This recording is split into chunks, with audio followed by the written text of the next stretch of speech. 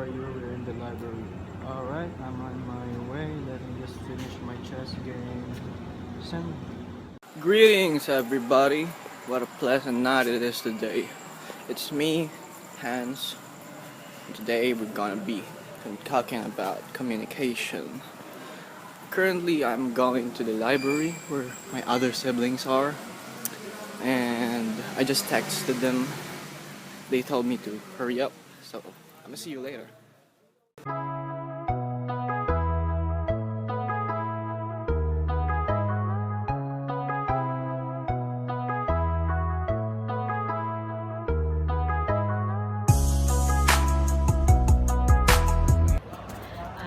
The main answer is of course no.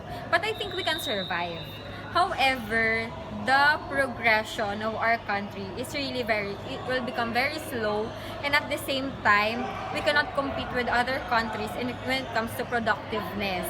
They will be more productive when it comes to their business, to entertainment, and other industries that makes a country more progressive.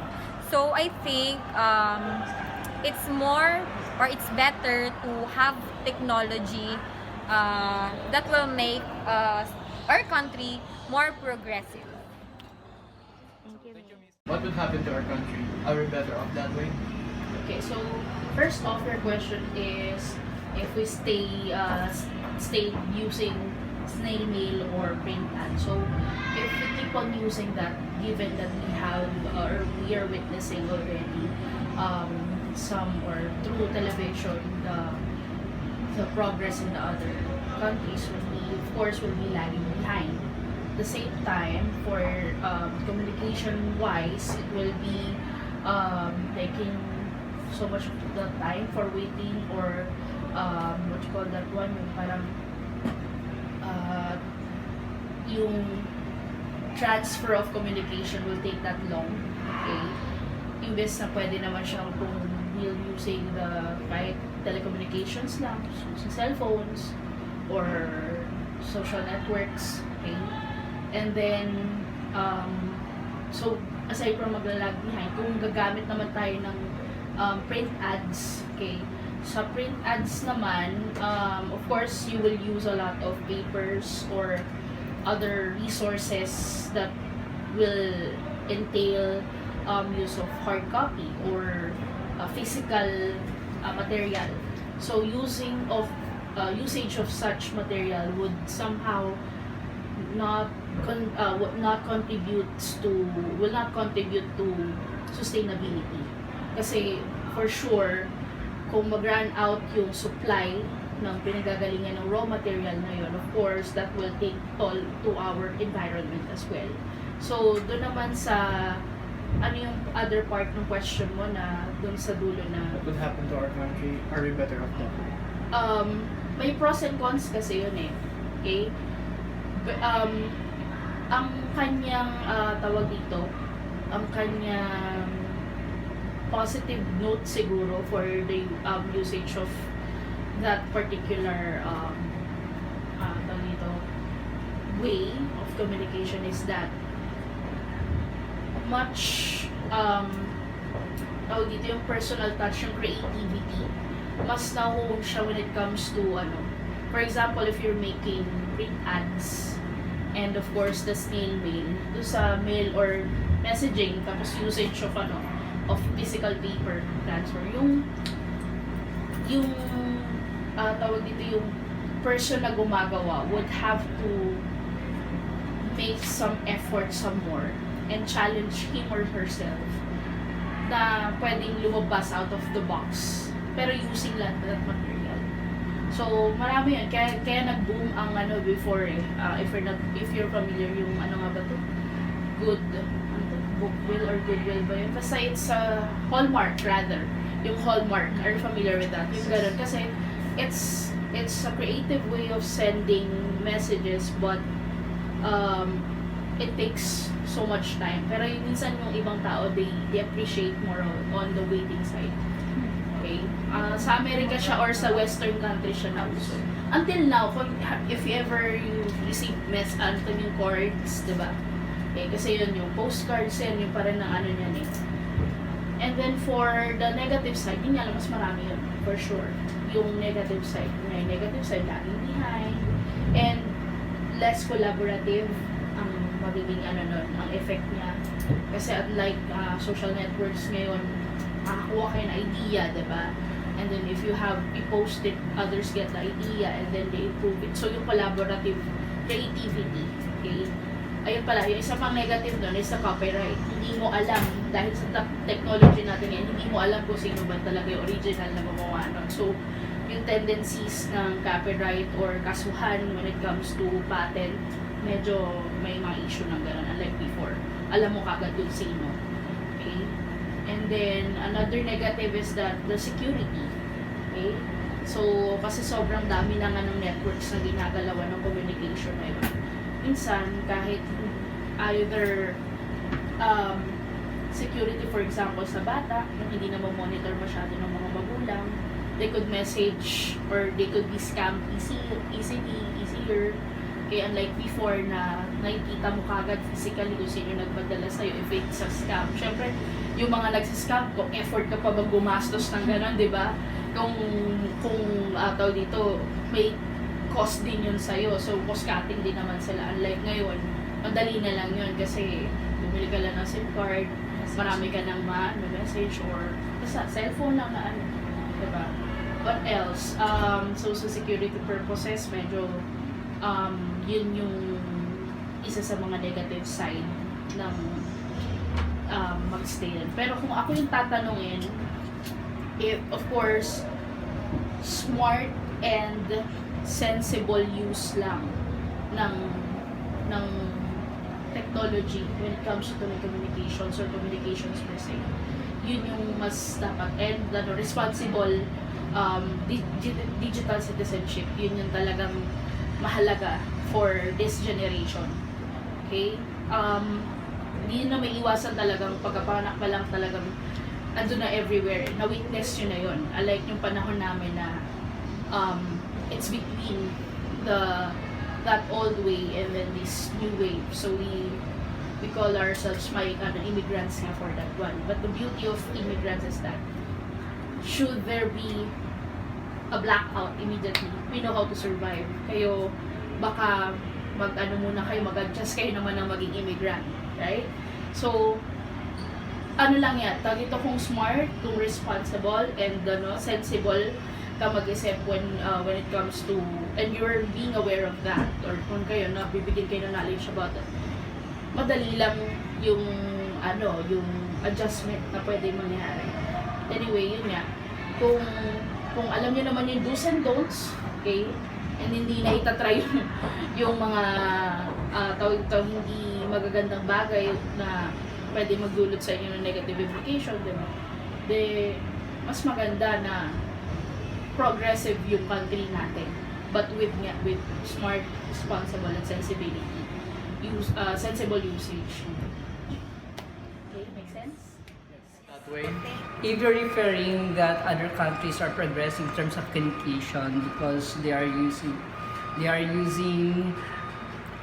internet, so they are sending emails like that, and in terms of ads, they're using ads on let us say ads on sites like that, or they're using big screen for ads.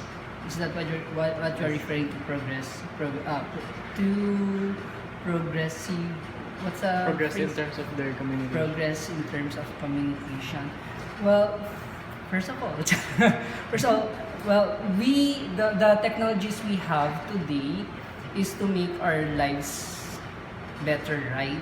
So if we will stick with snail mail and printed ads, definitely the Philippines will also be very behind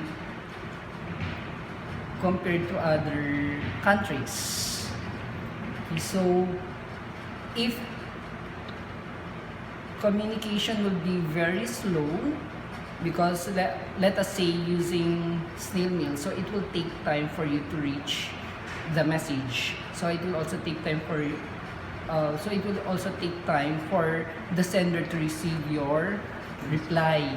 So if there's an immediate action to be done, maybe it will be already late. That's why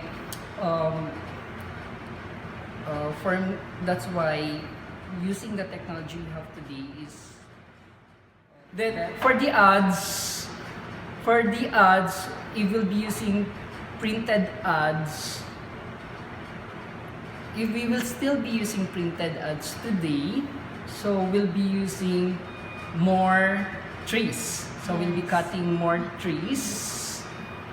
Then ads will not reach people in far areas, because definitely you'll have to bring those ads there. So unlike internet, in just one click, your ads will reach to many people, not only in the Philippines but also people in other countries, right? Because the internet, I believe the internet makes the world a smaller. The internet makes the world a small.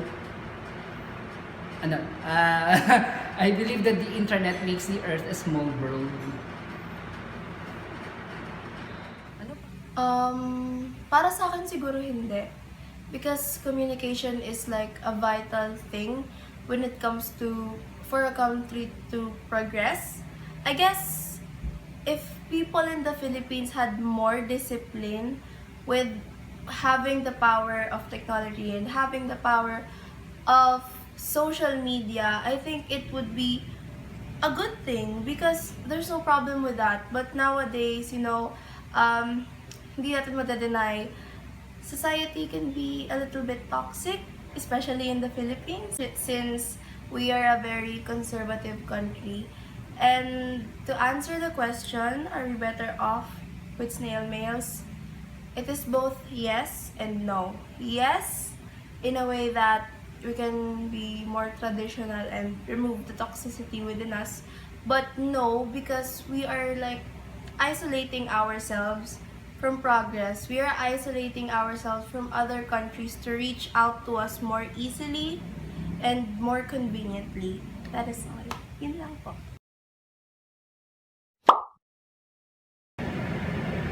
Communication plays a vital role in a country's growth. If we will continue using snail mail and print ads up until now, it will be hard for the Philippines to keep pace with the other countries because the manner of giving information is inconvenient, and if the process is slow, then we will be left behind by the other countries as they are communicating in more advanced way. Snail mails and print ads are things in the past, and we need to improve our way of communication for our country to develop as well. Education, politics, economy, business, and communication are now developed with the help of technology. Technology helps the community in other countries to become near to one another so that they can communicate easier and for them to become more competent. If we are going to still use print ads and snail mail, the progression of our country will become slow and we will be left behind with the development of any other country. Communication plays a vital role in today's time. To continue to communicate through snail mail and print ads, then it seems like we're not maximizing the technology that has been developed in today's time. That's why it's easier to use email and other social network to communicate. For me, communication and technology never separates from each other, whether it be old or new. Technology may be old, it can cause communication, it can help in communication, but as the world changes and evolves, we cannot deny that we too should have our technology in line with our communication. As communication changes and becomes new, we also should adjust and adapt to the new ways, as communication after all is about understanding. That's all. I encountered different perspectives about the question, and it made me realize that using snail mails and print ads will have negative and positive effect. But for now, in our time, using this kind of communication will take us time and will slow down our country's progress in terms of communication. This might give us a hard time and can cause trouble because the message we need to receive might take a long time because of the process of sending mails is really long and really slow.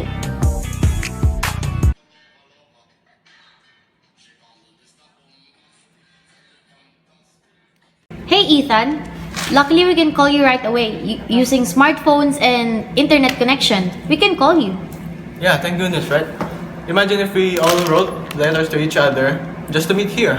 Who would have avoided that? Well, I won't be late next time. Be sure you won't be late next time again. Yeah, I just got my